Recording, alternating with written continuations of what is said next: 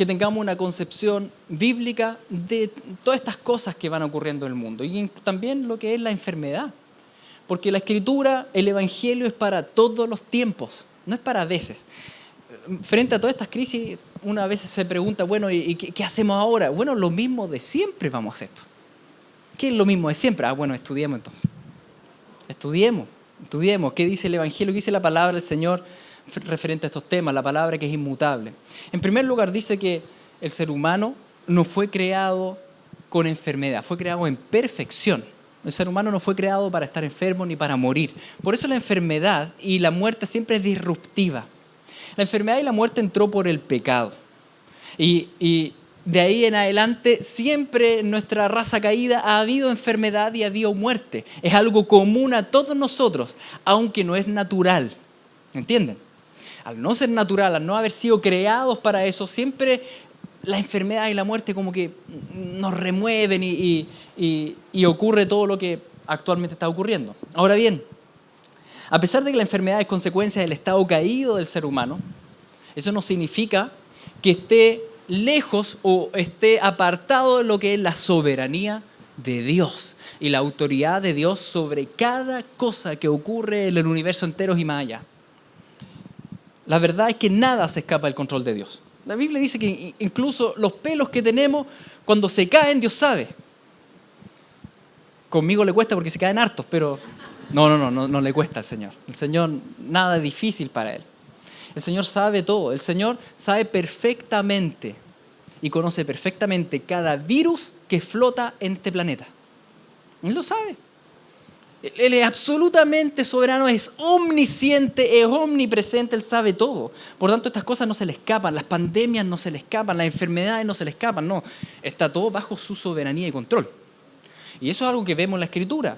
¿Cuál es esta relación entre Dios y las enfermedades y cómo resulta esto? Bueno, hay hartos pasajes que hablan al respecto. Por ejemplo, el pasaje de Job. Se acordarán de Job, ¿no es cierto?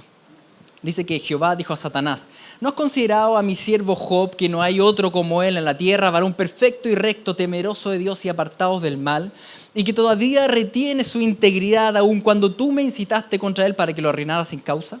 Respondiendo Satanás, dijo a Jehová: piel por piel, todo lo que el hombre tiene dará por su vida, pero extiende ahora tu mano y toca su hueso y su carne y verás si no blasfema contra ti en tu misma presencia. Ustedes habrán escuchado esta historia, un hombre que era recto, un hombre al cual el Espíritu Santo había santificado, Job, un buen hombre, pero que ocurre aquí esta conversación de la cual Job no tenía idea, y en esta conversación Satanás le dice al Señor: bueno, pero si tú lo tocas su piel, su carne, o sea, si se enferma, ahí sí que va a blasfemar contra ti. Satanás mismo está reconociendo y está sacando ahí a relucir que es Dios del cual depende si alguien se enferma o no se enferma. En este caso está Job ahí, y si Dios no da el dictamen, Job no se enferma. ¿Y qué pasa a continuación? Jehová dijo a Satanás: he aquí, él está en tu mano, mas guarda su vida. Entonces salió Satanás de la presencia de Jehová e hirió a Job con una sarna maligna desde la planta del pie hasta la coronilla de la cabeza. Y tomaba Job un tiesto para rascarse con él y estaba sentado en medio de ceniza. Job fue herido por Satanás, permitido por Dios. Así vemos en el Antiguo Testamento y en el Nuevo Testamento un sinnúmero de enfermedades que presentan este componente mixto, del cual hoy en día en la cosmovisión naturalista que existe no se tiene este concepto bíblico. Las enfermedades, por ejemplo, si vemos acá en el caso de Job, vemos que Job estaba enfermo de una sarna, un ácaro, que se mete en la piel y que empieza a comer y te pica. ¿Ese ácaro es real? Sí. ¿Es una enfermedad física? Sí. La sarna es una enfermedad real, física. Pero vemos que también esta enfermedad tenía un componente espiritual en el caso de Job. Y que Satanás estaba detrás de eso. Y más aún, no solo tenía un componente espiritual, sino que también tenía un ámbito de autoridad suprema, de soberanía, que estaba bajo el Señor. Era el Señor que estaba ahí. En el Nuevo Testamento vemos la misma mixtura entre lo físico y lo espiritual. Cuando vemos, por ejemplo, que Jesús echaba fuera un demonio y la persona se sanaba. Y uno dice: bueno, pero está endemoniado, está enferma. Hay una mixtura. porque las enfermedades físicas son reales, pero también el mundo espiritual es real. Y también la autoridad suprema de Dios sobre todo es lo más real que hay. Por tanto, en esta mixtura no podemos olvidarla. Muchas enfermedades entonces en la Escritura o muchas pandemias, muchas pestes van a estar originadas incluso en un juicio de Dios a ciertas cosas. Otras no, algunas sí. Por ejemplo, en el famoso caso de David cuando hace un censo, ¿se acuerdan? No debía hacer un censo, pero en su orgullo él quiso ver cuánto ejército tenía, hizo el censo, pero dice así en Primera Crónica, dice: Satanás se levantó contra Israel e incitó a David a que hiciese censo de Israel. Después David hace el censo y resultado, Jehová envió una peste en Israel y murieron de Israel 70.000 hombres. Aquí tenemos nuevamente este caso de la mixtura. Hay una peste real física, hay un ámbito espiritual donde está Satanás como gobernador de este siglo y también la soberanía y la autoridad suprema de Dios sobre todas las cosas, que envió esa peste. Está esa mixtura que es difícil muchas veces de ir discerniendo. ¿Eso significa que todas las enfermedades son actos de juicio de parte de Dios o como consecuencia de pecado? No, no todas. Por ejemplo, tenemos claros ejemplos bíblicos donde esto no era así, como en el caso de un ciego. Dice que al pasar Jesús vio a un hombre ciego de nacimiento y le preguntaron sus discípulos diciendo: Rabí, ¿quién pecó, este o su padre, para que haya nacido ciego? Y respondió Jesús: no es que pecó este ni sus padres, sino para que las obras de Dios se manifiesten en él, y acto seguido lo sana. En el caso de ese ciego, la pregunta era, bueno, ¿quién pecó para que esté ciego? No, el Señor dice, no, su ceguera no tenía nada que ver con el pecado, tenía que ver con la gloria de Dios. Entonces ahí muchos dicen, entonces el pecado no tiene nada que ver con el juicio. No, es que no podemos decir eso, a veces sí, a veces no. Hay otros casos claros en la Escritura donde, por ejemplo, Pablo le dice a la iglesia, a aquellos que tomaban la Santa Cena, sin discernir el cuerpo de Cristo, sin estar en santidad, sin tener las relaciones sanas en el cuerpo de Cristo, y Pablo les dice en 1 Corintios, les dice: porque el que come y bebe sin discernir el cuerpo, come y bebe su propia condena. Por eso hay entre ustedes muchos débiles y enfermos, e incluso varios han muerto. Si no nos examináramos a nosotros mismos, no nos juzgaría. Pero si nos juzga el Señor, nos disciplina para que no seamos condenados con el mundo. En ese caso específico, vemos que sí habían enfermedades por consecuencia de pecado. Por tanto, ¿qué sacamos de todo esto? En primer lugar, que es difícil saber si alguna enfermedad es por alguna consecuencia o no, si es por juicio o no. Pero hay cosas que sí podemos saber. Y la principal que vemos detrás de todos estos pasajes es que Dios estaba con autoridad suprema y soberanía sobre todas las enfermedades. Y Dios sí sabía por qué acontecía cada enfermedad. Eso sí lo podemos ver en cada uno de estos textos. En ese sentido, respecto a la epidemia de coronavirus, podemos afirmar que hay un ámbito físico, claro, un pequeño virus que entra a la vía respiratoria, ¿no es cierto? Y que ahí puede causar estragos, o depende cómo estén las defensas. Sí, hay un ámbito físico. No podemos ignorar que también hay un ámbito espiritual. No lo podemos ignorar, porque estamos en un mundo caído, bajo el gobierno del Dios de este siglo, Satanás. Y que está buscando en todo tiempo instaurar un gobierno mundial del anticristo para controlar a la población. Y no podemos ignorar que eso ocurre. Es primera vez en realidad de lo que yo tenga memoria que existe una crisis mundial tan extendida y tan publicitada que ha generado tanto pánico a nivel de las distintas naciones. Es algo que ha sido realmente global. Entonces debemos estar atentos a los discursos globalistas, los discursos de nuevo orden mundial o tal vez incluso de insertar alguna marca para que no se enfermen, ¿no es cierto? Y distintas cosas que pueden surgir de esto. Debemos estar atentos. No podemos ser ignorantes del enemigo, aunque la verdad no sabemos qué está tramando. Pero como pueblo de Dios, uno siempre está vigilante, ¿no es cierto? De que en lo concreto, algo puede estar haciendo y en pos de la marca de la bestia, un gobierno mundial. Pero aunque eso sea así, ¿estamos preocupados? No. ¿Por qué? Porque hay un ámbito de autoridad suprema sobre las enfermedades que le corresponde a nuestro papá, a nuestro Padre Celestial, al Señor que está sobre todas las cosas. Sin lugar a dudas, Dios es el Rey soberano final sobre la pandemia del coronavirus. ¿Eso significa que Dios es malo? No. Dios siempre actúa de acuerdo a todos sus atributos. Dios no es malo.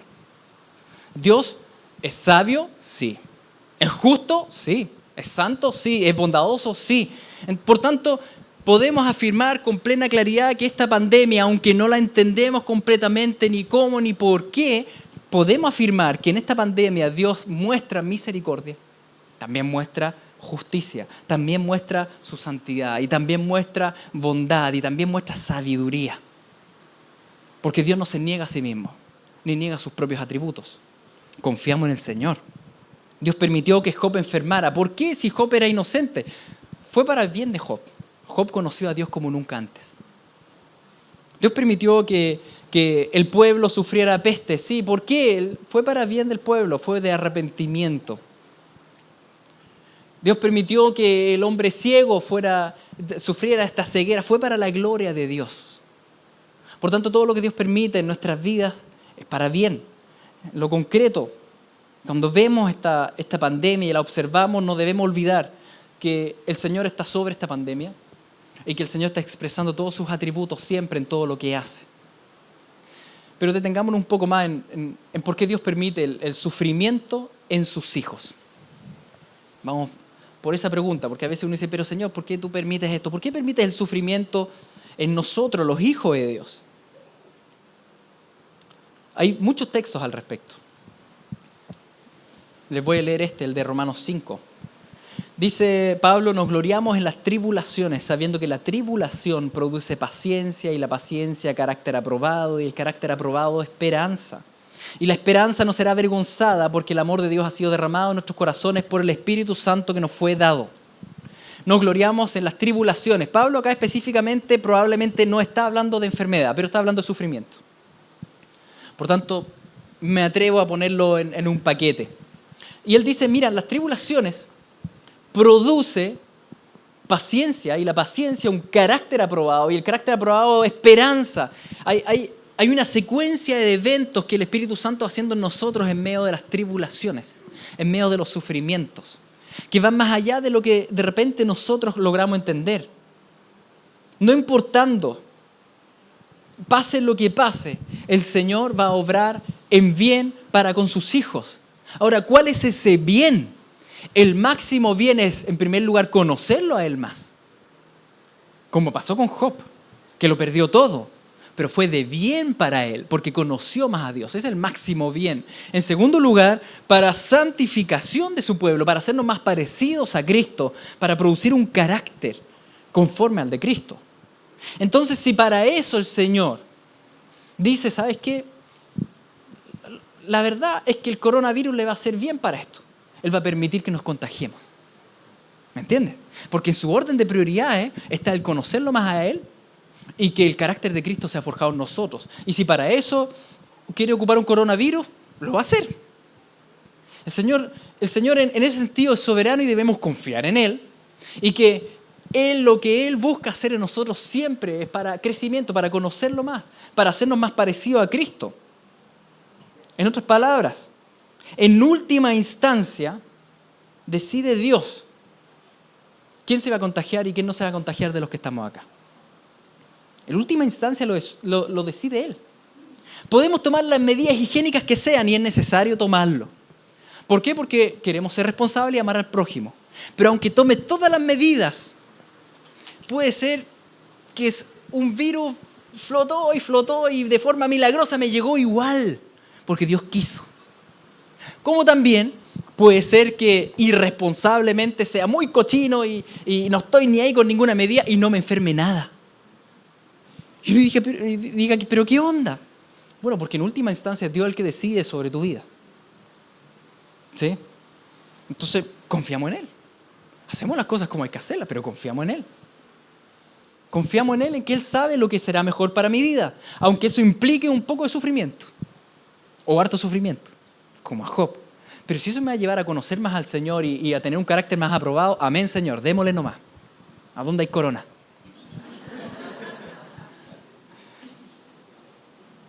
Si el Señor lo permite, descansamos en Él.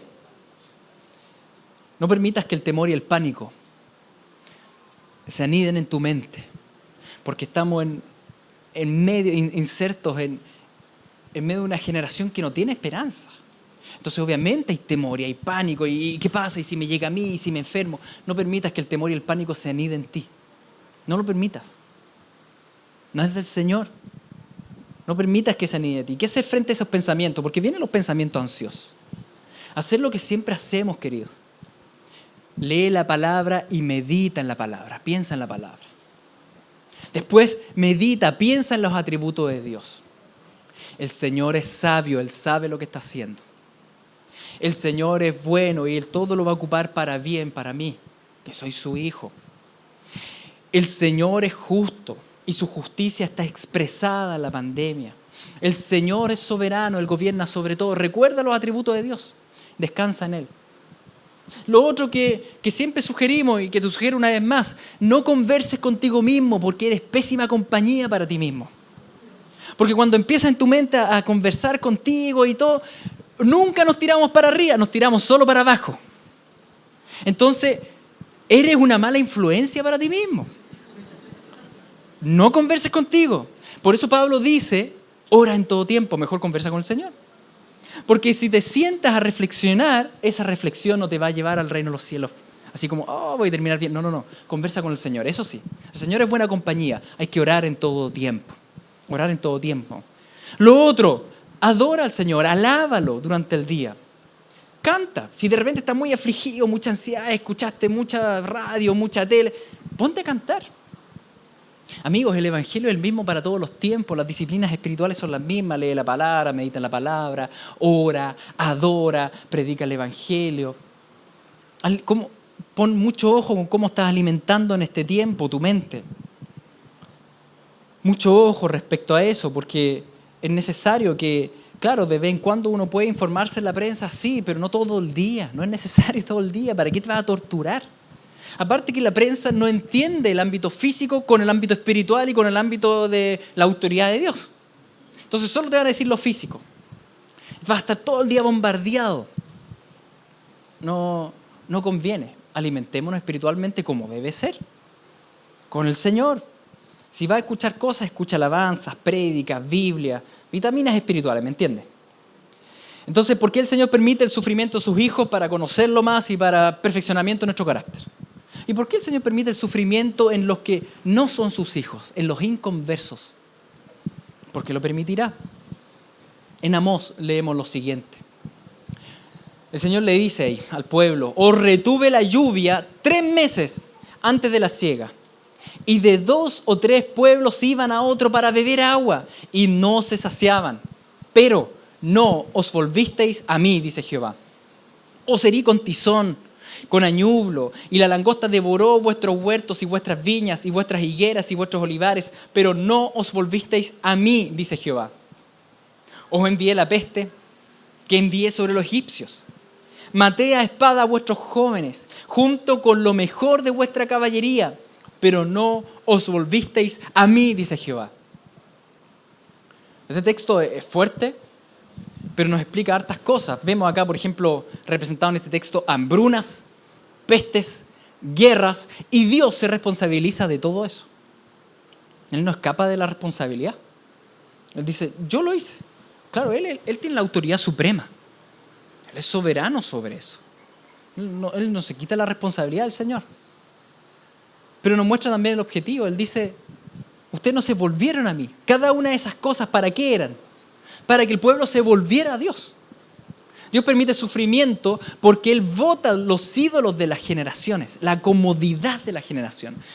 Nuestra generación que es tan cómoda, que piensa que van a vivir eternamente y no es así. Que piensan que pueden anclar su vida en esta tierra y van a estar siempre felices. No es así. El Señor, con todos estos sufrimientos, con las crisis, con las pandemias, lo que nos enseña es que somos minúsculos. Nos enseña de que somos pasajeros. Nos enseña de que no podemos anclar nuestra esperanza en cosas pasajeras. Por tanto, con todas estas crisis que hemos visto durante los últimos años, qué huracanes, qué terremotos, que guerra, ¿no es cierto?, que pestes, que hambrunas. Todo eso el Señor lo va ocupando para remecer una generación y llamar a grandes voces y decirle: ustedes no pongan su esperanza en cosas pasajeras, sino que en Cristo. Esa es la voz de Dios. Es el llamado de Dios en su amor. Aunque no nos parezca amor, pero es amor. Pero nuestra generación, en medio de todas estas cosas, no se torna a Dios. Porque como dice Romanos 3, no hay quien entienda y no hay quien busque a Dios. ¿Y quién busca a Dios finalmente? Aquellos a los cuales el Espíritu Santo regeneró el corazón por la pura misericordia de Dios. Porque es una obra, la obra de regeneración es del Espíritu. Ese hermano tiene un corazón duro, pero cuando el Espíritu lo transforma en un corazón de carne, nos tornamos al Señor. ¿Qué debe hacer la iglesia, queridos, en tiempos de adversidad? ¿Qué debe hacer la iglesia en tiempos de estallido social, en tiempos de pandemia mundial, en tiempos de guerras mundiales, en tiempos de incendios, de terremotos, en tiempos incluso de catástrofes cósmicas, o sea, lo que sea? ¿Qué hace la iglesia? Lo de siempre. Predicar el Evangelio con palabras y con obras, así como Cristo lo hizo por nosotros. Jesucristo murió en la cruz por todos los pecadores. Debemos entonces llevar a la gente a los pies de Cristo, que es la única solución. Debemos hacer lo mismo de siempre, proclamar a las naciones que estamos bajo la ira de Dios por nuestros pecados y que debemos arrepentirnos de nuestros pecados y que la puerta está abierta, que es Cristo. Ese mensaje es de siempre. Ese mensaje de todas las épocas. Estamos bajo el juicio de Dios. Nacimos en condenación. Pero tanto nos amó el Señor que envió a su Hijo unigénito para salvarnos. Todo aquel que se abraza de la cruz de Cristo, que se refugia bajo el paraguas de Cristo, no es tocado por el juicio y la ira de Dios. Ese mensaje, queridos, es para todas las épocas. El mensaje de las buenas nuevas de esperanza eterna, que no merecemos ir al cielo. Cada uno merece ir al infierno, pero Dios nos rescató de las llamas del infierno para ir al cielo a todo aquel que cree en Él. Y ese mensaje es para todas las épocas. Ese mensaje no cambia. ¿Este es tiempo para predicar eso? Claro que sí, claro que sí. Llamar a las personas a volver a Dios, a arrepentirse, a ponerse bajo el refugio seguro y estable que es Cristo, la roca nuestra.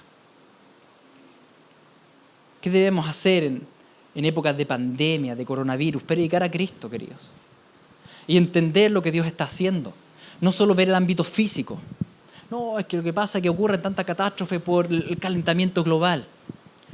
Sí, claro, puede haber un calentamiento global, pero eso es el ámbito físico. Es Dios el que está detrás de todas las cosas. Porque Él está llamando a las naciones. No podemos dejar de entender el plan de Dios universal, de lo que Dios está haciendo. Debemos ir a los que hoy día están llenos de temor, llenos de pánico por todo esto. Porque lo entiendo, obvio que uno tiene temor y pánico. Si toda tu esperanza está en esta vida, qué terrible esta pandemia. Qué terrible si tu esperanza solo es esta vida y tú dices: oye, me puede llegar el virus, me puedo morir, ¿y qué pasa con mi vida? Terrible, Pero nosotros que tenemos una esperanza más allá de esta vida, podemos ir y hablar de las buenas nuevas de salvación. Esa responsabilidad es tuya y es mía, es nuestra, queridos. Y por eso me quiero detener ahora en este punto, en este último punto, de la predicación del mensaje. ¿Cómo debemos predicar este mensaje? Este mensaje del Evangelio debemos predicarlo como Cristo lo hizo, con palabras y con obras. Cristo vino y cayó, no cayó, habló la verdad. ¿Y solo habló? No solo habló, Él murió también en la cruz. El mensaje del Evangelio se predica con palabras y con obras, en todo tiempo. En la historia de la iglesia siempre ha sido así. Esta no es primera pandemia. Ha habido muchas pandemias a lo largo de los siglos.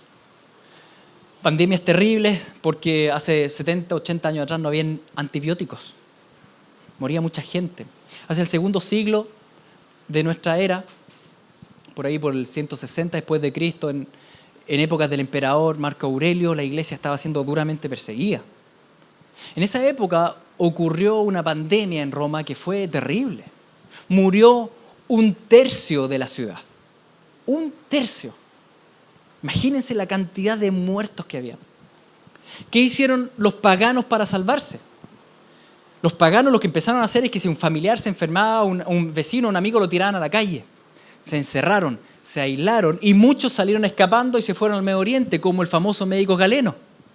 No se quedó cuidando enfermos, se arrancó. ¿Qué hizo la iglesia? ¿Qué creen ustedes que hizo la iglesia?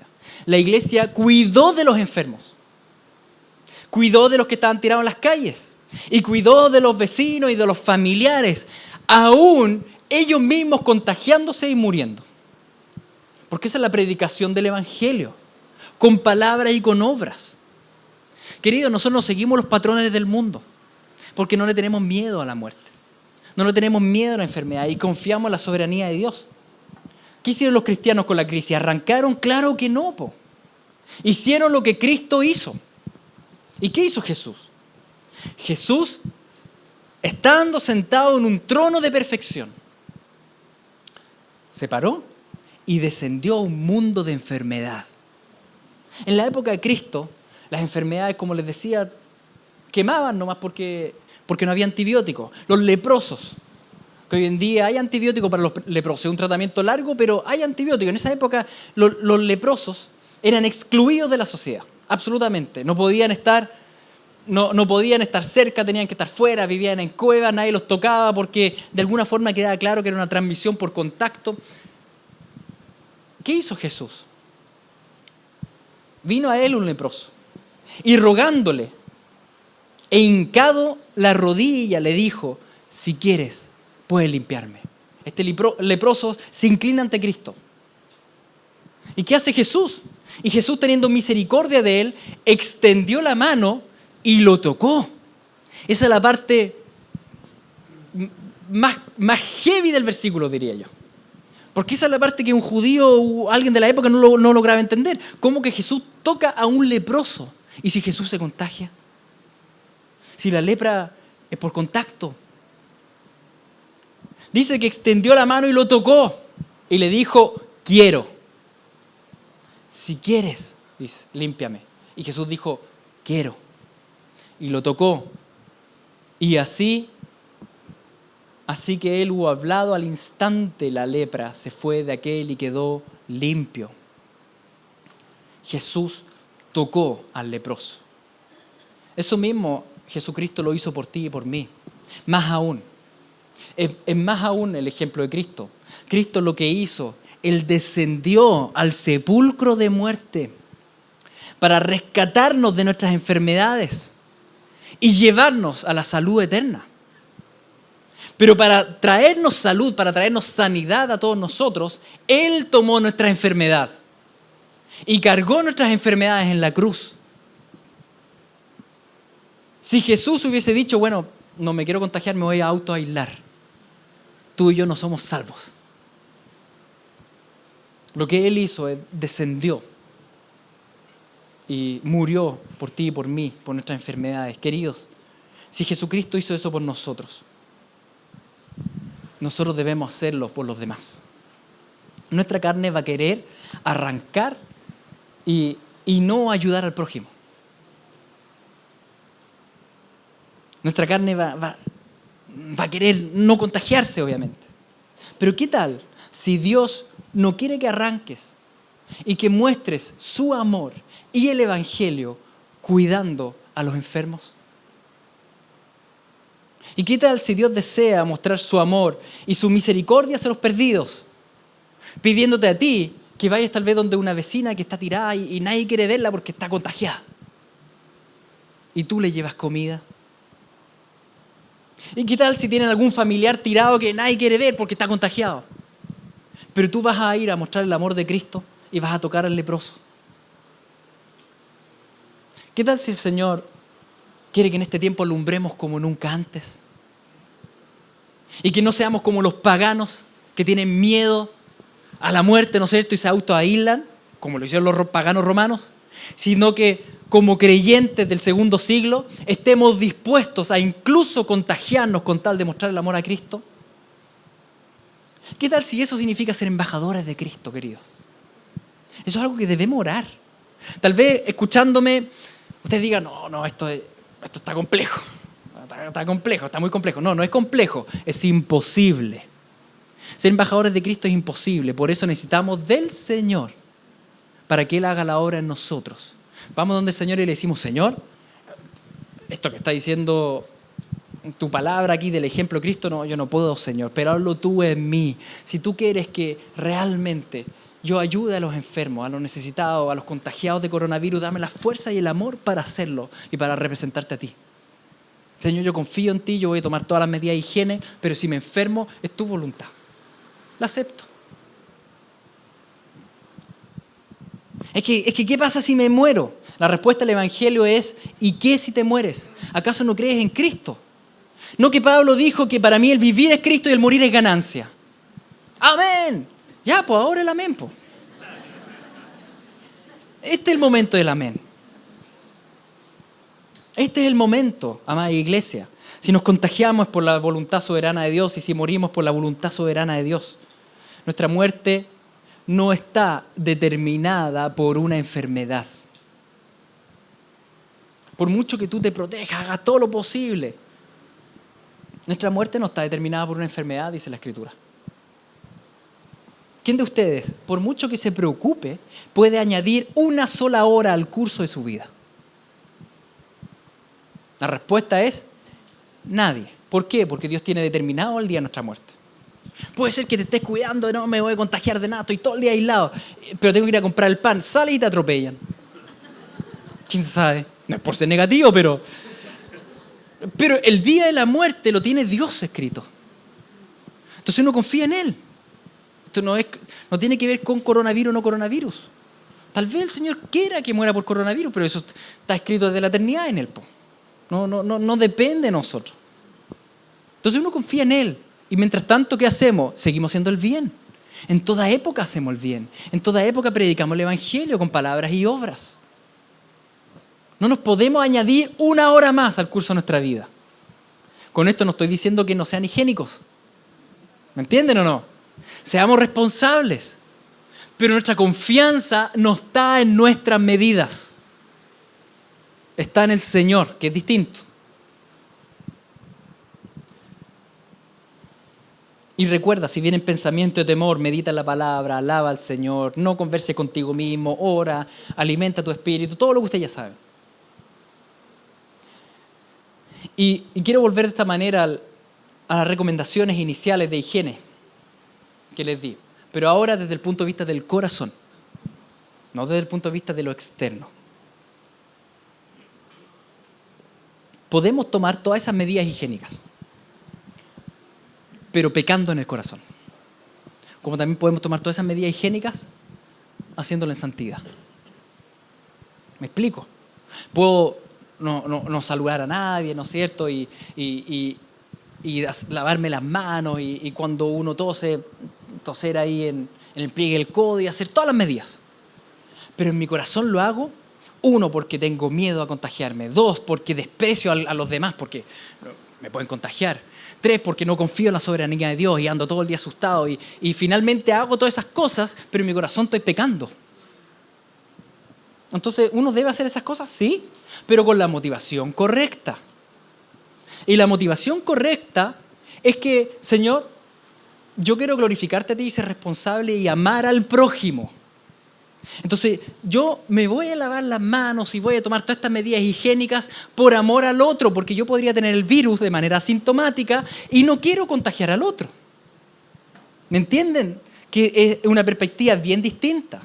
Porque podemos hacerlo desde la egolatría de salvar mi propio pellejo, o lo podemos hacer desde el amor al prójimo, de bendecir al otro o no dañarlo.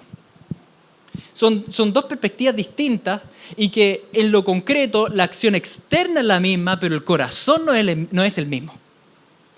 Y lo que debemos procurar en este tiempo no es solo no contagiarnos, sino que no pecar. Porque si hay algo que nos daña es el pecado. Es el pecado lo que contamina al hombre, queridos. No lo que entra por la boca. ¿Se acuerdan de eso? Bueno, ese era otro contexto en realidad. Era la comida. Pero es algo que debemos considerar.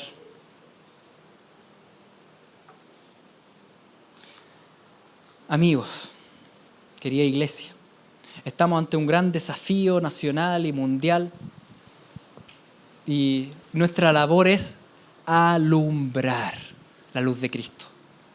Mientras más oscuro, mientras más denso se vuelve el ambiente, más brilla la luz de Cristo, el amor del Evangelio. Más brilla la gracia y la verdad. Por tanto, iglesia, levántate y resplandece, porque ha venido tu luz y la gloria de Jehová ha nacido sobre ti. Porque he aquí que tinieblas cubrirán la tierra y oscuridad las naciones, mas sobre ti amanecerá Jehová y sobre ti será vista su gloria. Maranata, Cristo viene.